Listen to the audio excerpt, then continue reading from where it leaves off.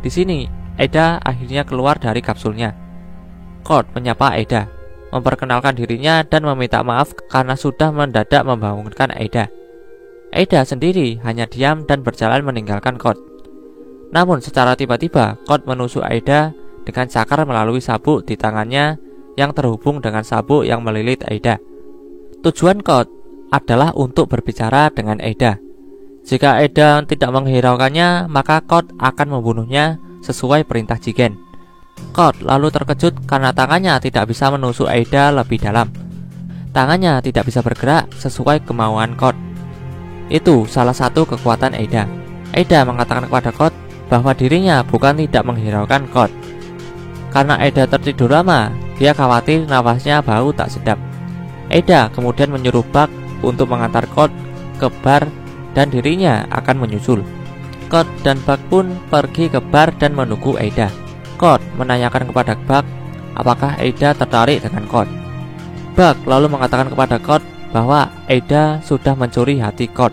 Itu adalah kekuatan Aida.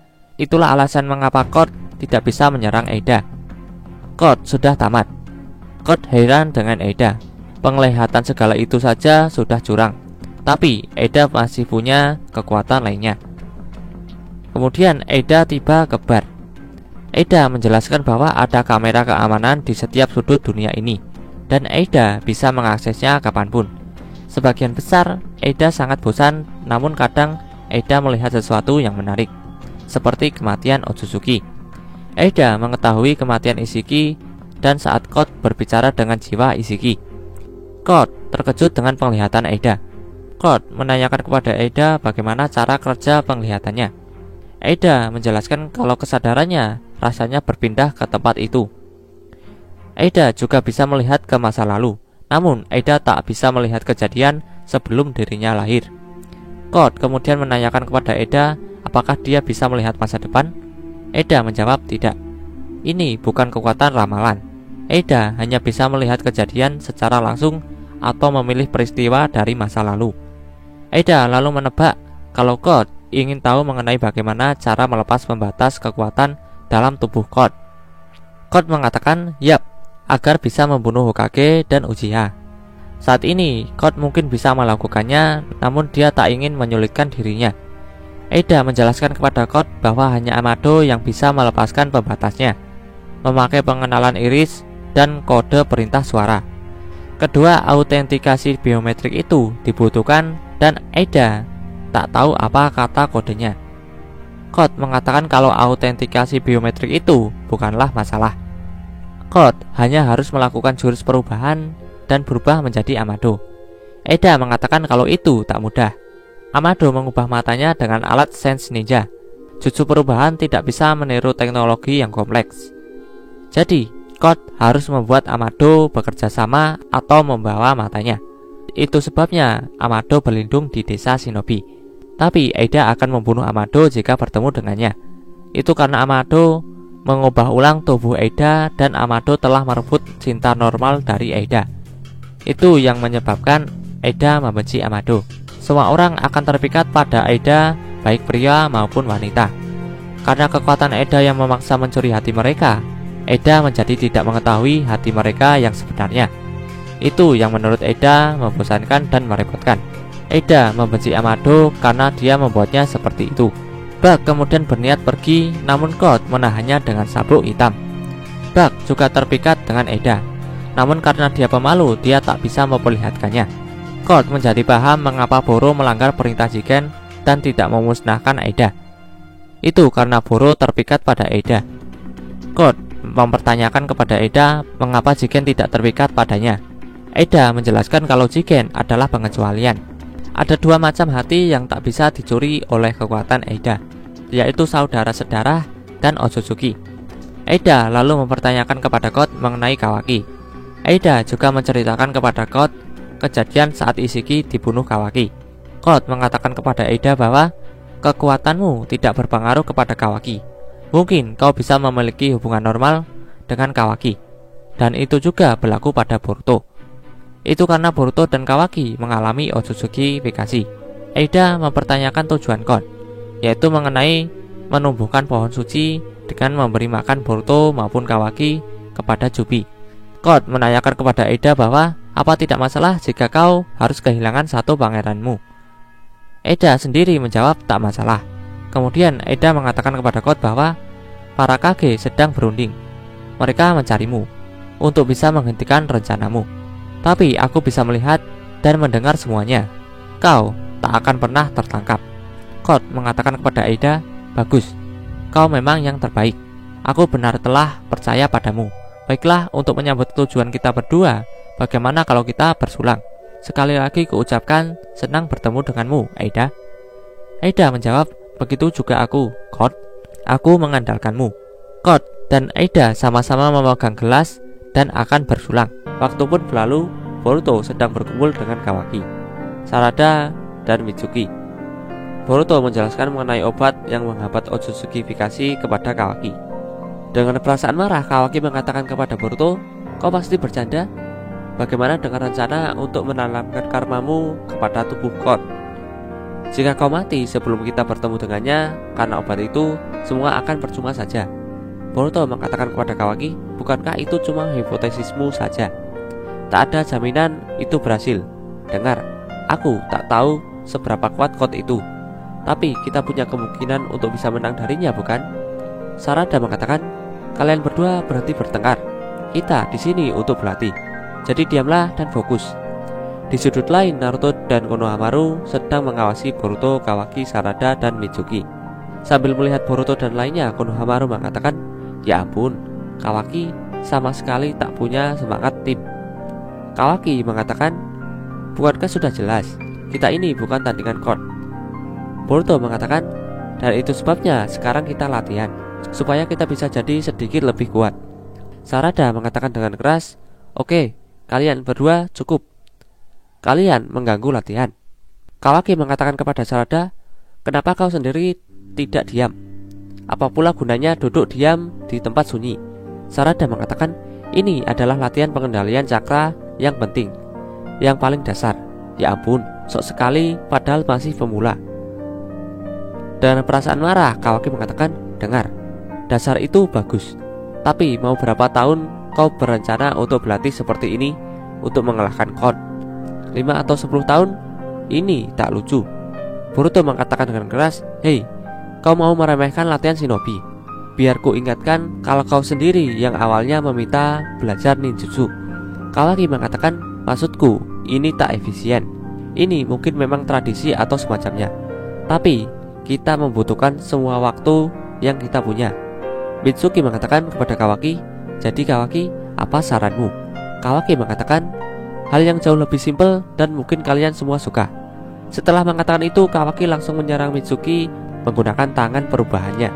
Mitsuki langsung menangkis serangan Kawaki. Boruto terkejut dengan tindakan mereka. Kawaki mengatakan kepada Mitsuki, tangisan bagus Mitsuki, kau menjanjikan seperti dugaanku. Mitsuki mengatakan, jadi begitu, latihan dengan bertarung. Jujur saja, aku tak keberatan. Melihat tindakan Kawaki, Konohamaru berniat mendekati mereka, namun dihentikan oleh Naruto. Naruto menyuruh Konohamaru untuk memperhatikan saja. Sarada mengatakan kepada Kawaki, berhenti. Memutuskan seenaknya, apa kau sudah lupa kalau aku kapten tim ini? Kawaki mengatakan, aku sudah diasah oleh Jigen sejak aku masih kecil. Sebagian besar ajarannya adalah latihan tempur yang sangat kejam. Setiap detik hidupku seperti neraka. Aku berharap untuk mati, tapi itu juga mustahil. Pada akhirnya aku mulai berpikir kalau aku sungguh menginginkan kekuatan untuk membunuh si brengsek itu. Dan saat itulah aku mulai berkembang dengan pesat. Jadi walaupun Jigen itu seorang yang jahat, sepertinya metodenya itu rasional dan masuk akal. Setelah mengatakan itu, Kawaki melepaskan tangan perubahannya dan menyerang Mitsuki kembali. Namun Mitsuki berhasil menghindari serangan tangan perubahan Kawaki. Sarada mengatakan kepada Kawaki, itu logika yang terlalu ekstrim. Apa kau sungguh sebodoh itu? Kawaki mengatakan, berhentilah mengeluh dan serang aku. Musuh asli tak akan diam saja, kau tahu? Kawaki lalu menyerang Sarada dengan tangan perubahannya. Sarada menghindari serangan Kawaki dengan melompat ke udara. Saat di udara, Sarada mengatakan, oke, aku marah sekarang. Kau akan menyesali ini. Sarada lalu menyerang Kawaki menggunakan teknik bola api. Namun Kawaki menangkis serangan api Sarada menggunakan tangannya yang berubah menyerupai tameng. Kawaki lalu keluar dari kepulan asap. Sarada yang melihat Kawaki dengan cepat melempar shuriken kepada Kawaki. Kawaki terkena shuriken itu dan tergeletak. Boruto, Sarada, dan Mitsuki heran dengan Kawaki yang begitu mudahnya terkena shuriken. Ternyata Kawaki yang terkena shuriken itu adalah Bunshin. Secara mengejutkan, Kawaki yang asli berada di belakang Sarada dan siap menyerang. Boruto dengan cepat melindungi Sarada dari serangan Kawaki. Sambil menangkis serangan Kawaki, Boruto mengatakan kepada Kawaki, "Sudah cukup, kau ini sebenarnya mau apa?" Kawaki menjawab, "Santailah, ini cuma sparring, tak akan ada yang mati." Boruto mengatakan, "Kau sendiri yang terlalu serius, kenapa kau begitu tersinggung?" Kawaki mengatakan, "Hah? Aku tersinggung?" Sarada mengatakan kepada Boruto, "Percuma saja bicara dengannya, Boruto. Kau terus tunjukkan langsung padanya." Boruto mengatakan, "Sarada, oke, tapi jangan ikut campur. Paham? Dia bagianku." Sarada mengatakan kepada Boruto, "Tunggu, sekarang kau juga. Ada apa sebenarnya ini?" Mitsuki mengatakan, "Singkatnya, siapapun yang kalah harus menuruti pada yang menang. Benar bukan, Boruto?" Boruto mengatakan, "Yap, kalau aku kalah, kita akan terus berlatih dengan sparring. Kau setuju, Kawaki?" Kawaki mengatakan, kedengarannya menarik. "Aku setuju." Sambil memperhatikan Boruto dan lainnya, Konohamaru mengatakan, Apa-apaan? Apa yang sebenarnya mereka pikirkan?" Boruto mengatakan kepada Kawaki, "Dengar, janji tetaplah janji. Jangan mengeluh kalau kau kalah, paham?" Kawaki mengatakan kepada Boruto, "Itu kalimatku. Kau sebaiknya jangan lupa kata-katamu sendiri." Sarada mengatakan, "Ya ampun, aku dikelilingi orang-orang bodoh." Boruto dan Kawaki saling melangkah maju. Boruto mengatakan kepada Kawaki, "Dulu saat kita bertemu, kita selalu bertarung seperti ini. Saat pertama bertemu, kau ingat?" Kawaki mengatakan, "Aku ingat. Kalau biasanya kau adalah penyebabnya." Boruto dan Kawaki saling menatap. Mereka berdua lalu memulai pertarungan. Boruto dan Kawaki sama-sama terkena pukulan. Kawaki lalu menyerang Boruto menggunakan tangan perubahannya. Boruto pun berhasil menghindar dan menggunakan kake Bunshin no Jutsu. Para Bunshin Boruto menyerangi Kawaki. Boruto berniat menyerang Kawaki menggunakan Rasengan. Namun Kawaki menggagalkannya dengan melemparkan senjata dari tangan perubahannya kepada Boruto. Kawaki lalu menembakkan sinar penghancur dari tangan perubahannya. Boruto dengan cepat mengaktifkan karma dan menyerap tembakan Kawaki. Boruto lalu menggunakan Raiton Jinraisen untuk menyerang Kawaki. Kawaki dengan refleks menyerap Raiton Boruto dengan telapak tangan kosong tanpa karma. Kawaki pun gagal menyerapnya karena telapak tangan Kawaki tidak ada karma. Kawaki tergeletak di tanah setelah terkena serangan Raiton Boruto. Sambil melihat telapak tangan kirinya yang kosong, Kawaki dalam hati mengatakan, "Tanpa sadar aku mencoba menyerapnya. Apa itu artinya aku terlalu bergantung pada karma lebih dari dugaanku?" Boruto mengatakan kepada Kawaki, "Aku menang. Setidaknya kali ini. Mau komplain?" Sarada mengatakan, "Game over. Kuharap sekarang mereka tidak ribut lagi." Dalam hati Kawaki mengatakan, "Sialan, aku tak bisa menerima ini begitu saja. Payah, bagaimana aku bisa melindungi Hokage jika aku sepayah ini?" Boruto mendekati Kawaki dan mengatakan, "Ada satu hal yang berubah. Dari sejak kita pertama bertemu, aku sekarang bisa tahu apa yang kau pikirkan. Kurang lebih, jangan tanggung itu semua sendiri. Bersandarlah juga pada kami. Kami ini temanmu. Kau mungkin merasa bertanggung jawab atas Kara yang mengincar Konoha dan juga ayah. Tapi itu semua sebenarnya bukan salahmu. Mau bagaimanapun, kita tak bisa biarkan para penjahat bebas bertindak seenaknya. Benar kan?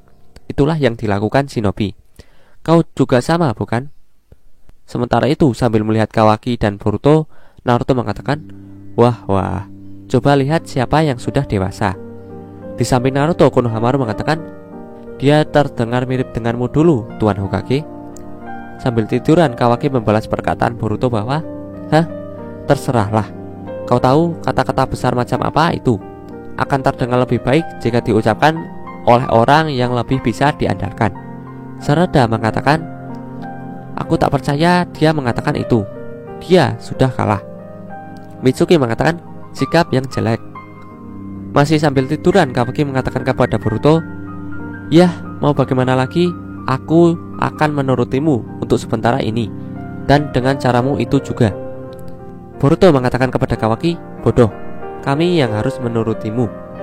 Sambil melihat Boruto dan Kawaki, dalam hati Naruto mengatakan, "Berjuanglah kalian semua dan jadilah jauh lebih kuat lagi."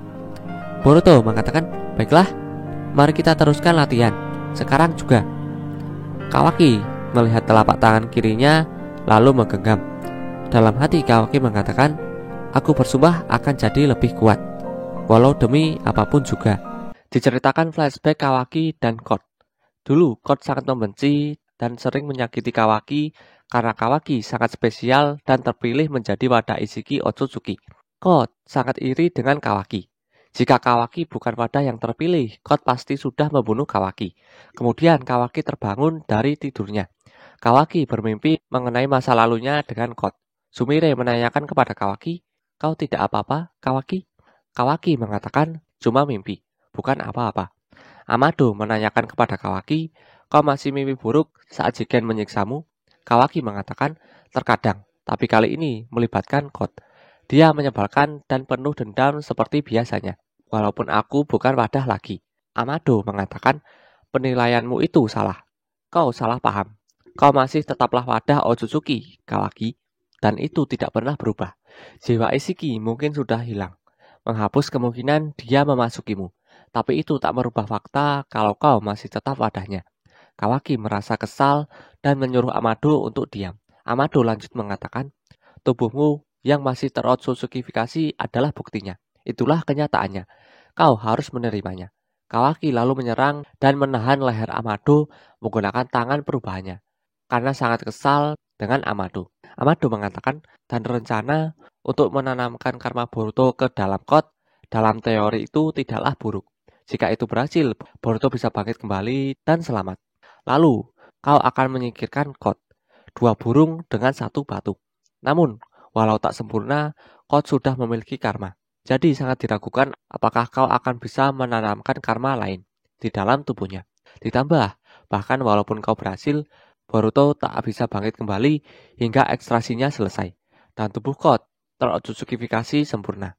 Yaitu Code sudah menjadi wadah. Tapi tentu saja hingga itu terjadi, dia tak akan diam saja dan menyerang duluan dan mencoba membunuh kalian semua, dimulai dari Tuan Hokage, untuk membalaskan kematian Ishiki. Kau ingin melindungi Tuan Hokage, bukan? Kalau begitu, rencana itu tak bagus. Kau hanya butuh kekuatan lagi untuk menghadapi Code. Cukup kekuatan hingga bisa membunuhnya. Kawaki melepaskan cengkramannya dari Amado dan menanyakan, "Apa menurutmu Tuan Hokage bisa menang melawan Code seperti saat dengan Delta?" Amado mengatakan, "Aku tak yakin.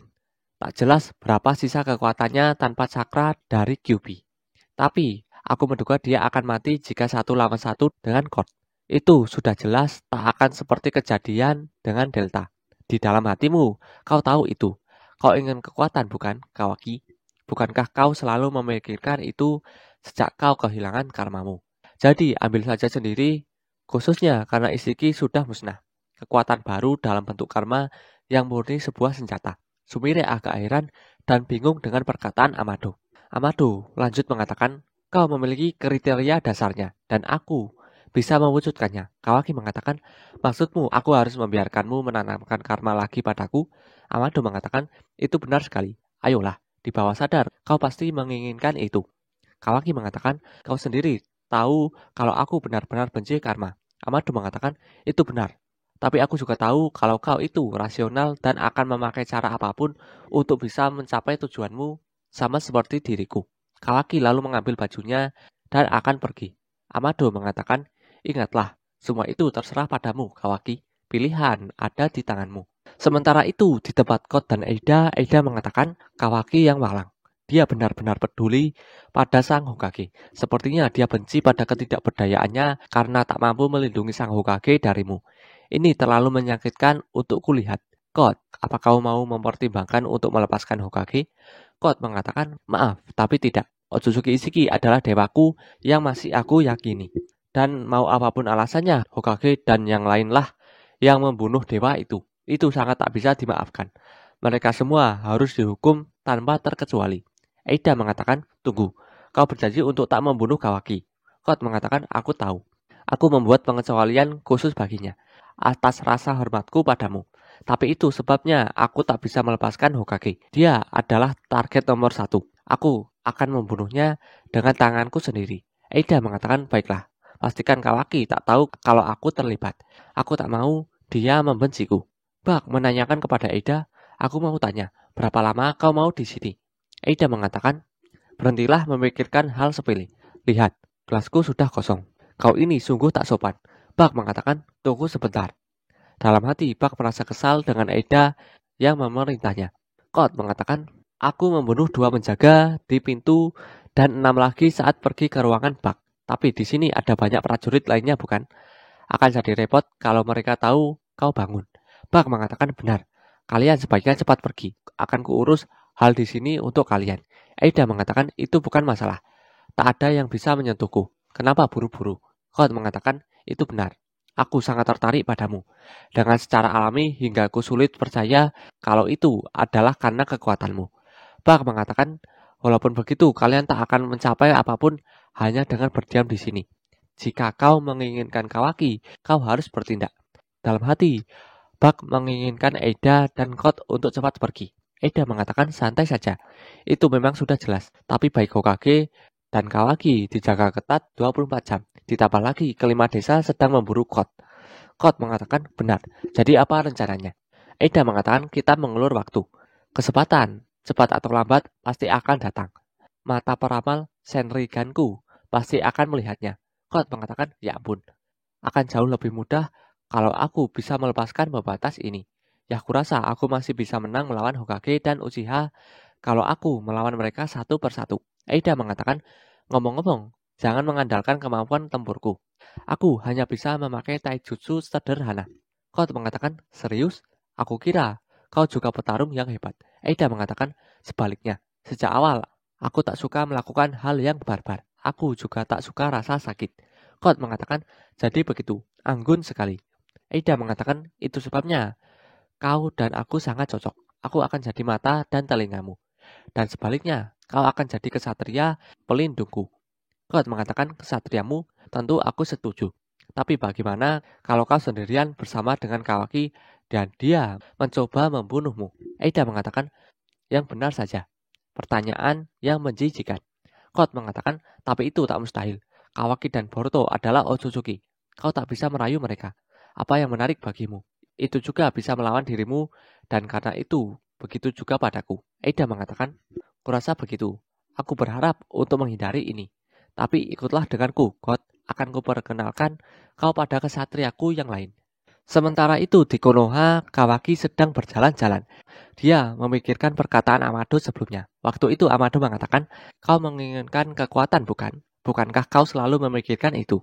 Sejak kau kehilangan karmamu. Jadi ambil saja sendiri kekuatan baru dalam bentuk karma yang murni sebuah senjata.